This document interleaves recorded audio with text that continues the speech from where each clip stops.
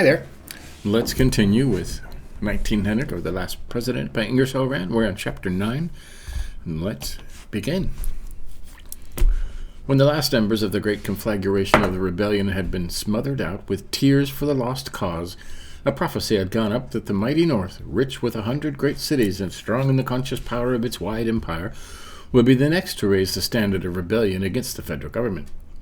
But that prophet was without honor in his own land, and none had paid heed to his seemingly wild words. Yet now this same mighty North sat there in her grief and anxiety, with her face turned southward, and her ears strained to catch the whispers that were in the air. Had not the scepter of power passed from her hand forever? Was not the revolution complete? Were not the populace and their allies firmly seated in the halls of Congress? Had not the Supreme Court been rendered powerless for good by packing it with the most uncompromising adherents of the new political faith? Packing the courts. Sounds familiar, doesn't it? Had not the very nature of the federal government undergone a change? Was not paternalism rampant? Was not socialism on the increase? Were there not everywhere evidences of an intense hatred of the North and a firm determination to throw the whole burden of taxation upon the shoulders of the rich man, in order that the surplus revenues of the government might be distributed among those who constitute the common people? How could this section of the Union ever hope to make head against the South, united as it now was with the rapidly growing states of the Northwest? Could the magnificent cities of the North content themselves to march at the tail of Tillman's and Peffer's chariots? Had not the South a firm hold on the Senate? Where was there a ray of hope in the North that could ever again regain its lost power? And could it for a single moment think of entrusting its vast inner interest to the hands of people differing with them on every important question of statecraft, pledged to a policy that could not be otherwise than ruinous to the welfare of the grand commonwealths of the middle and eastern sections of the Union and their sister states this side of the Mississippi? It were madness to think of it. The plunge must be taken. The declaration must be made. There was no other alternative, save abject submission to the chieftains of this new dispensation, and the complete transformation of that vast social and political system vaguely called the North. But this revolution within a revolution would be a bloodless one. For there could be no thought of coercion, no serious notion of checking such a mighty movement. It would be, in reality, the true republic purging itself of a dangerous malady, sloughing off a disease and gangrened member, no more, no less. Already this mighty movement of withdrawals from the Wittengamot of the Union, what is that, was in the air. People spoke of it in whisper, or with bated breath. But as they turned it over and over in their minds, it took on shape and form and force, till at last it burst into life and action like Minerva from Jupiter's braveful-fledged, full-armed, full-voiced, and full-hearted. Really, why would it not be all for the best that this mighty empire, rapidly growing so vast and unwieldy as to be only with the greatest difficulty governable from a single center, should be split into 3 parts, eastern, southern, and western, now that it may be done without dangerous jar or friction? The 3 republics could be federated for purposes of offensive and defensive, and until these great radical changes could be brought about, there would be no great difficulty in devising living terms. For immediately upon the declaration of dissolution, each state would become repossessed of the sovereign powers which it had delegated to the federal government. Been talk of that lately. Meanwhile, the fateful year 99 went onward to its close, and the whole land seemed stricken with paralysis so far as the various industries were concerned. But, as it is wont to be in such times, men's minds were supernaturally active. These days were passed in the reading of public prints or in passing in review of weighty events of the hour. The North was only waiting for an opportunity to act, but the question that perplexed the wisest heads was, how and when shall the declaration of dissolution be made? How soon thereafter shall the North and the states in sympathy with her withdraw from the Union and declare to the world their intention to set up a republic of their own? with the mighty metropolis of New York as its social, political, and commercial center and capital. You got to understand, back then, New York and Chicago and were very different cities than they are now. They've had 100 years to go down the toilet since then. This was in 1900. So, as it came to pass, the North had not long to wait. The 56th Congress, soon to convene in regular session in the city of Washington, was even more populist and socialistic than its famous predecessor, which had wrought such wonderful changes in the law of the land, showing no respect for precedent, no reverence for the old order of things. Hence all eyes were fixed upon the capital of the nation. All roads were untrodden, save those which led to Washington. Chapter 10. Again, Congress had refused to adjourn over the holidays. The leaders of the administration forces were unwilling to close their eyes, even for needful sleep, and went about pale and haggard, startled at every word and gesture of the opposition, like true conspirators as they were, for the federal troops had been almost to a man quietly removed from the capital and its vicinage. Well, lest the president in a moment of weakness might do or suffer to be done some act unfriendly to the reign of the common people. So everything is backfired and gone down the toilet, like it always does. Strange as it may seem, there had been very little note taken by the country at large of the introduction at the opening of the session of an act to extend the pension system of the United States to the soldiers of the Confederate armies, and for covering back into various treasuries of certain states of the Union such portions of internal revenue taxes collected since the readmission of said states to the federal Congress. Maybe this is right after the Civil War. As may be determined by commissioners duly appointed under said act.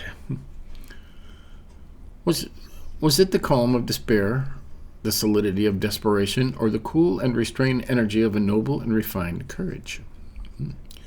The introduction of the act, however, had one effect. It set in motion towards the national capital mighty streams of humanity, not wild-eyed fanatics or unshaven and unkempt politicasters and Bezonians, but of soberly clad citizens with business-like air about them. Evidently men who knew how to earn more than enough for a living, men who paid their taxes and had a right to take a look at the public servants, if desired, so moved them. But very plain was it that the mightier stream flowed in from the south, and those who remembered the capital in antebellum's days smiled at the old familiar sight, the clean-shaven faces, the long hair thrown carelessly back under the broad-brimmed felts, the half-unbuttoned waistcoats and turned-down collars, the small feet in neatly fitting boots, the springly loping face, and the soft Negroese intonation, that long, fragrant cheroot.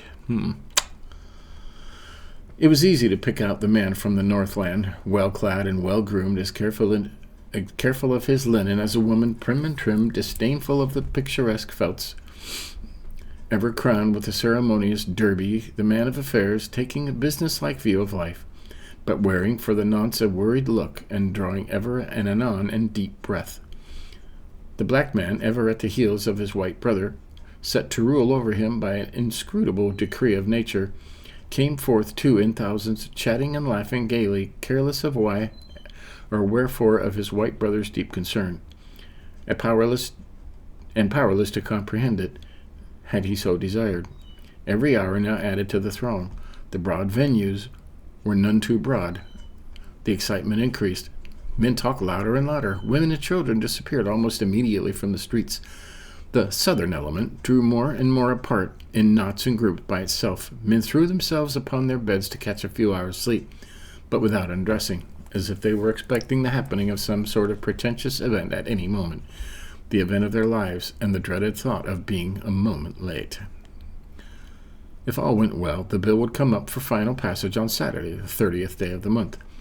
But so fierce was the battle raged against it, and so frequent the interruptions by the contumacy both of members and of the various cliques, crowdings, and galleries to suffocation, that little or no progress could be made. The leaders of the administration forces saw midnight drawing near, with no prospect of attaining their object before the coming in of Sunday, on which the House had never been known to sit.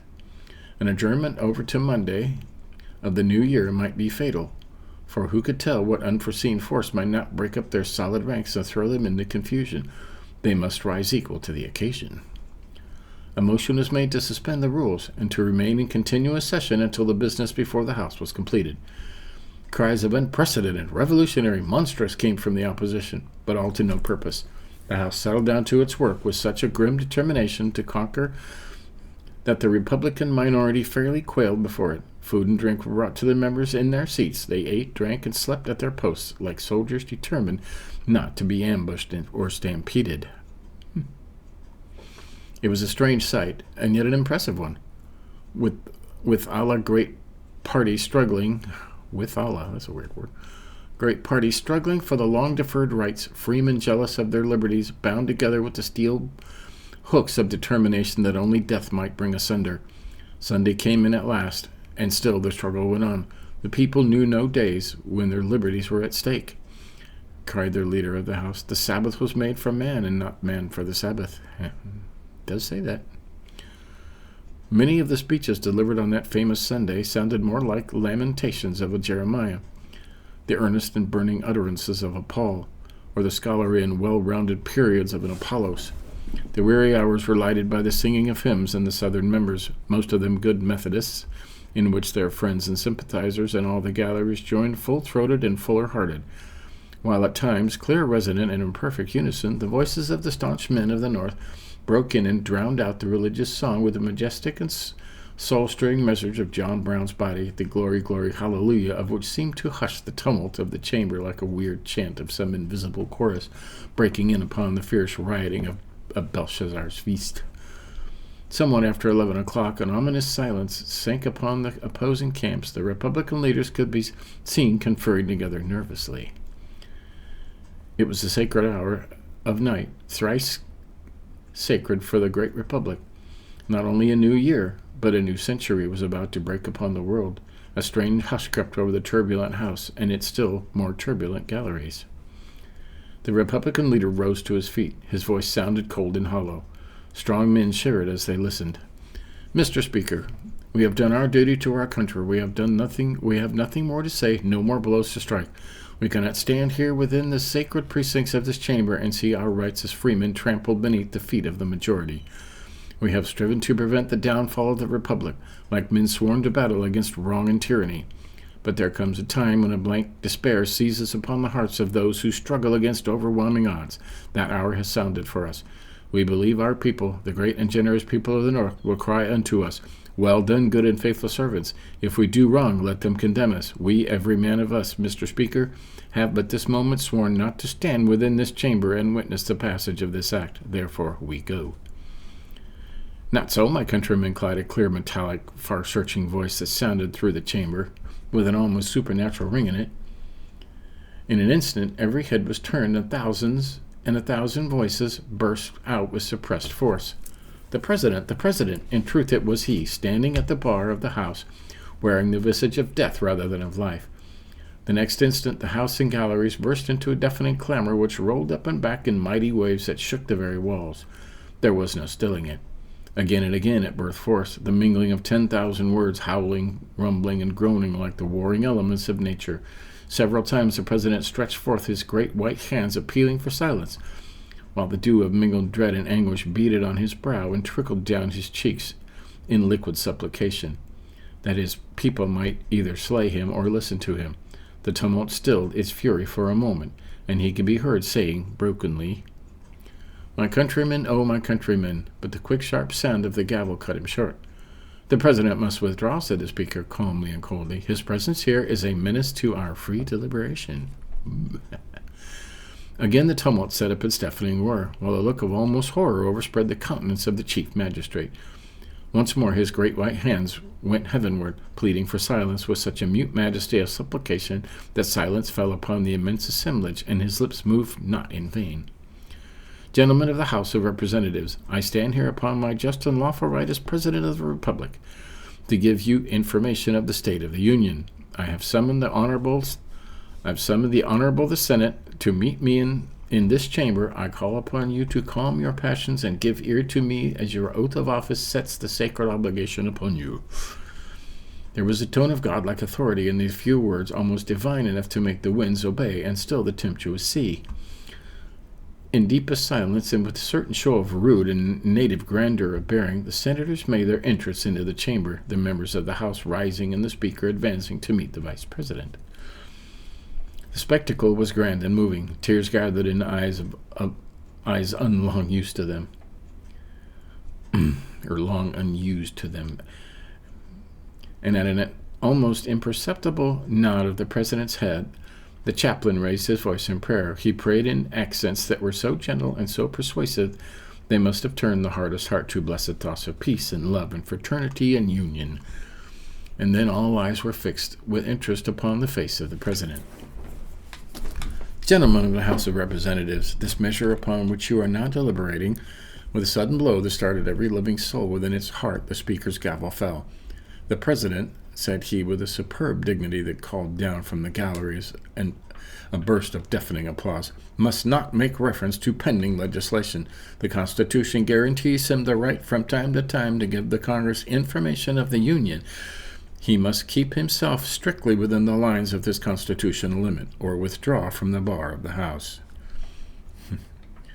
A deadly pallor overspread the face of the Chief Magistrate until it seemed he must sink then and there into that sleep which no one knows awakening. But he gasped, leaned forward, and raised his hand again imploringly. And as he did so, the bells of the city began to toll the hour of midnight. The new year, the new century was born. But with the last stroke, a fearful and thunderous discharge of 1,000 monster pieces of artillery shook the Capitol to its very foundations, making the stoutest hearts stand still, and the blanching cheeks that had never known a coward color. The dome of the Capitol had been destroyed by dynamite. Wow. In a few moments, when it was seen that the chamber had suffered no harm, the leader of the House moved the final passage of the act. The President was led away, and the Republican senators and representatives passed slowly out of the disfigured Capitol. While the tellers prepared to take the vote of the House, the bells were ringing a glad welcome to the new century. But solemn tolling would have been a better fitting, for the Republic of Washington was no more. It had died so peacefully that the world could not believe the tidings of its passing away. As the dawn broke cold and gray, and its first dim light fell upon the shattered dome, glorious even in its ruins, a single human eye, filled with a gleam of devilish joy, looked up at it long and steadily, and then its owner was caught up and lost in the surging mass of humanity that held the Capitol girt round and round. The end. So, that's how you destroy the Republic. That was a very interesting story. You know, you make promises and give people everything they want. You know,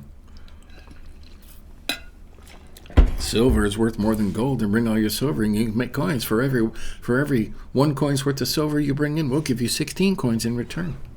That can't last long. So, there you have it. That was very interesting. Short story. Did we learn anything?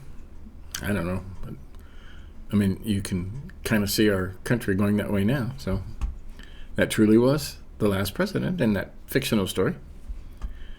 I'm not sure what we'll read next, but we'll find something interesting. Something that's probably, not copyrighted. I like the old stories. They still have a lot to teach us. So until next time, that was 1900, or The Last President by Ingersoll Rand, written in 1896. A lot of things to learn. A lot of similarities with what's going on now. It's that's why the story came back. It was never a real popular book when it was written. Ingersoll Lockwood, I believe he was a lawyer, and he didn't, he wrote about 5 books, and they didn't hardly sell anything, but they were published, entered into the Library of Congress. So there they are, and there you have it. So until next time, keep reading.